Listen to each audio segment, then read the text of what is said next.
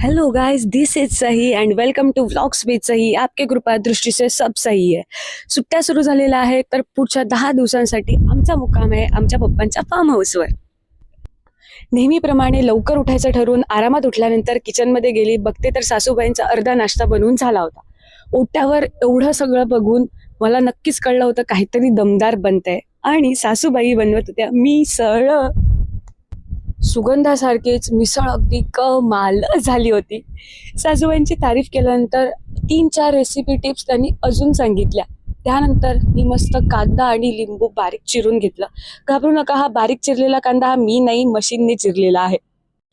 त्यानंतर मस्त मिसळची मैफिल रंगली आणि 3 जनरेशन एकाच छताखाली, म्हणजे आठवणीचं पुस्तक उघडलं जाणारच. मॅन्डेटरी चहासोबत जुन्या आठवणींचं पुस्तक पुन्हा एकदा उघडलं आणि काका, मामा आणि पप्पांनी जुन्या किस्स्यांची मैफिल रंगवली. भरपेट मिसळपाव खाल्ल्यानंतर मस्त झोपाळ्यावर बसून अर्ध्या तासाची झोप काढली. उठून बघते तर इथे गहन चर्चेसोबत प्रयोग देखील सुरू होते. खूप विचारविनिमय केल्यानंतर आमचा हा प्रयोग यशस्वी झाला आणि उभा करण्यात आला कपड्यांचा स्टँड. बाहेर येऊन पाहिलं तर मामा मस्त माझ्या गाडीला पाण्याने धुवून काढत होते. 41 डिग्री संपूर्ण दिवस उन्हात तापल्यानंतर तिला या क्षणी शिमलाला जाऊन आल्यासारखं वाटलं असणार आहे. आजचे उद्योग इथेच संपत नाहीत मित्रांनो. त्याचं काय झालं, टाकीत पाणी चढवायचा पंप नेमका आज खराब झाला आणि त्याच्यासोबत सुरू झाले त्याला रिपेअर करण्याचे प्रयत्न. पंप कोणा एकामुळे दुरुस्त नाही झाला लोक हो.